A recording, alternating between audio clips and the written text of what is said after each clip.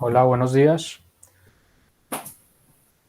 Nos encontramos aquí en el Congreso Internacional Interdisciplinaridad y Desarrollo del 2021 de la Corporación Universitaria Americana. El tema que traemos a colación el día de hoy es la reparación del daño extrapatrimonial en Colombia.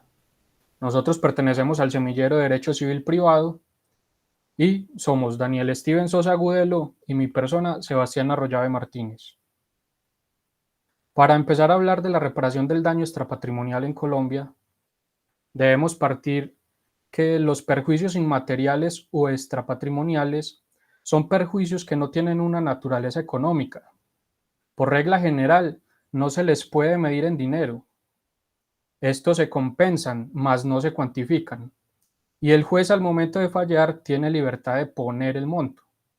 No tiene un sustento normativo, surgen de la doctrina y la jurisprudencia. Vienen de la génesis del principio de la reparación integral. Esto lo podemos encontrar en el artículo 16 de la Ley 446 de 1998. Partimos también que según la sentencia de casación 5686 del 2018 de la Corte Suprema de Justicia, nos anuncia que el daño extrapatrimonial comprende el daño moral, el daño a la vida de relación y en forma residual cualquier perjuicio relevante no susceptible de valoración económica que sufra una persona en sus derechos fundamentales. Como vemos, el daño patrimonial y extrapatrimonial, sobre todo en el que nos abarcamos en este momento a hablar, que es el daño extrapatrimonial, comprende solo jurisprudencialmente, no lo encontramos vinculado en nuestro actual Código Civil colombiano, sino que se ha formado a partir de una jurisprudencia que ha hecho tanto la Corte Suprema de Justicia como el Consejo de Estado. Por ende, el daño extrapatrimonial se divide entre dos, como hemos visto que ha dicho la Corte Suprema de Justicia, como es el daño moral y el daño en la vida relación. En este preciso momento comenzaré a hablar sobre todo sobre el daño moral. Más adelante mi compañero hablará sobre el daño en la vida relación. Bueno, encontramos que el daño moral es denominado o conocido también como el precio del dolor, tristeza o congoja. Es un daño o afectación que sufre una persona en su esfera interna, en sus sentimientos. Este proviene de afectaciones psíquicas o físicas, pero con repercusiones internas. Encontramos que la Corte Suprema de Justicia, en sentencia del 13 de mayo del 2018, lo define como aquel que incide o se proyecta en la esfera afectiva o interior de la persona, al generar sensaciones de aflicción, congoja, desilusión, tristeza y pesar, entre otras. De ahí parte ese dolor interno, el cual aún no queda claro cómo compensarlo, puesto que en casos es muy difícil de tener una especie de medida, conocimiento o percepción de qué tanto dolor está sintiendo una persona por la afectación o lesión sufrido a causa de la intervención imprudente de un tercero. Por otro lado, encontramos que el Consejo de Estado también lo define de una manera comprensible para nosotros, en el cual dice que el daño también lo ha desarrollado de tal manera que se puede acudir para el entendimiento de cuáles son esas pautas o parámetros que utilizan los jueces para la toma de decisiones en referencia a este tipo de casos. Para ello se ha creado un precedente jurisprudencial para entender y cuantificar el valor del daño moral, como se puede evidenciar en la sentencia T-169 del 2013, donde se referencia de la siguiente manera. Esto nos dice la jurisprudencia del Consejo de Estado, donde dice que el daño se desprende y que puede probarse por cualquier medio probatorio. Sin embargo, la prueba solo atañe a la existencia del mismo, pero no permite determinar de manera precisa el monto en que deben reconocerse los perjuicios morales, que por su naturaleza no puede intercambiarse la aflicción por un valor material. No tienen un carácter indemnizatorio, sino compensatorio. En alguna manera intentan recomponer un equilibrio afectado. Para la tasación del daño, el juez se debe guiar por su prudente, ah, el juez se debe guiar por su prudente arbitrio, pero está obligado a observar, por expreso mandato legal, los principios de equidad y reparación integral. Así, el máximo tribunal de lo contencioso administrativo decidió establecer las condenas por perjuicios morales en términos de salarios mínimos, considerando que es un parámetro útil en tanto este se fija de acuerdo con el IPC, de forma que mantiene un poder adquisitivo constante. Fue útil establecer el máximo del equivalente a 100 salarios mínimos legales mensuales vigentes, como el tope que se evalúa para esta reparación de daños. Debemos tener en cuenta que para la reparación del daño moral hay que seguir unos parámetros y limitaciones que sin duda alguna los jueces deben de tener en cuenta. De igual forma se debe saber que el daño moral se reconoce en 3 situaciones o casos, como lo es en caso de muerte, en caso de lesiones a la integridad personal y por privación injusta de la libertad. Es de ahí que desprendemos que el daño moral tiene varias fuentes para conocer su significado y su reparación. Si bien, como lo hemos dicho, es difícil saber cuánto dolor siente una persona, hay unos parámetros determinados para poder reparar este tipo de daño. Por eso vemos viable que se haga esta investigación para conocer mucho más a fondo de cómo se repara el daño moral. A continuación seguirá mi compañero exponiendo sobre el daño en la vida de relación. Muchas gracias, Sebas. Buenas tardes a todos. Mi nombre es Daniel Steven Sosa Gudelo. Voy a hablarles un poco de lo que es el daño a la vida en relación. Entonces, se entiende que son perjuicios fisiológicos, perjuicio de placer, alteración en las condiciones de existencia, daño al proyecto de vida, perjuicio al goce de vivir, daño a la persona, que puede ser estético, sexual, psicológico, daño a la salud y modificación en la parte física o mundo exterior. La Corte Suprema de Justicia, en la sentencia del 13 de mayo de 2008, lo define así. Dice que se traduce en afectaciones que inciden en forma negativa sobre su vida exterior, concretamente alrededor de su actividad social no patrimonial. Eso lo dice el magistrado ponente César Julio Valencia Copete.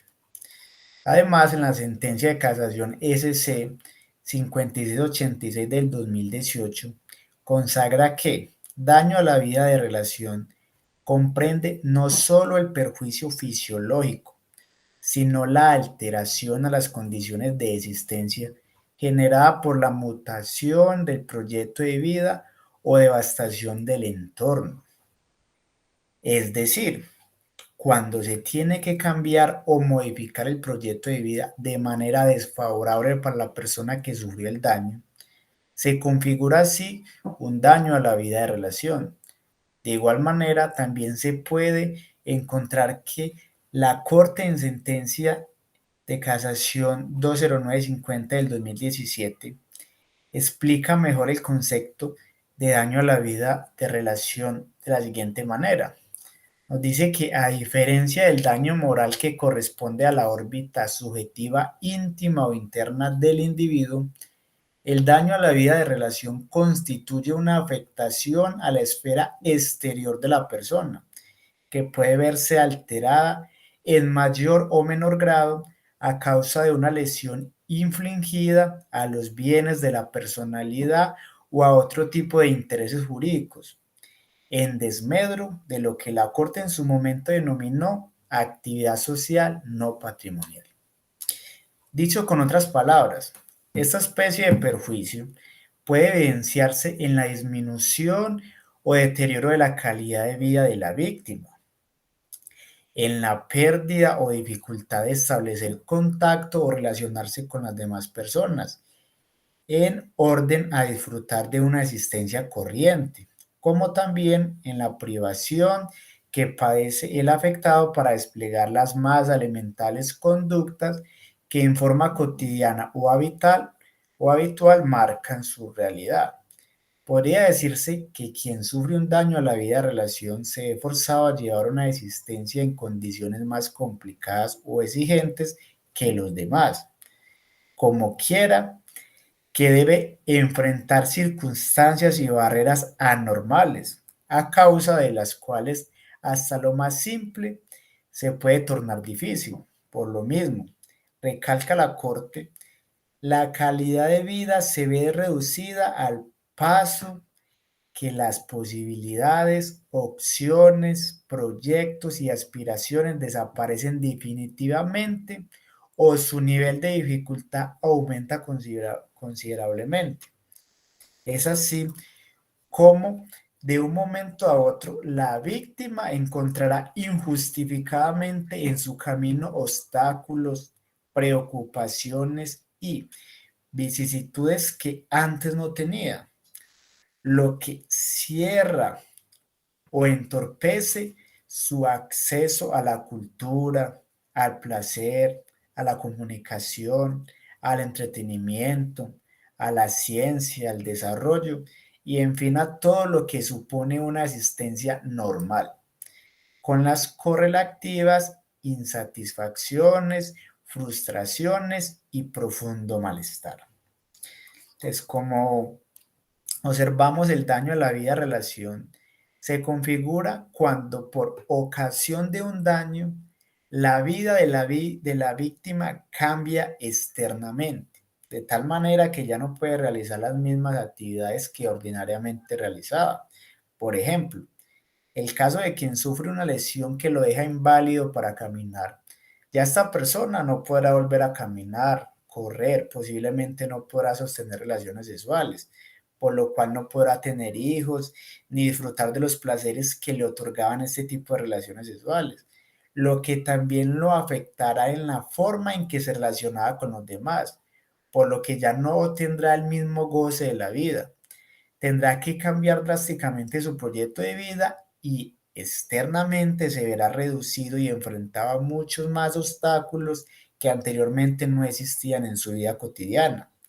Además, este daño puede afectar a personas que tienen una relación íntima con la víctima, como por ejemplo su cónyuge o compañera permanente, sus hijos y demás familiares más cercanos y hasta por sus amigos, quienes ya no podrán relacionarse de la misma manera con la persona afectada.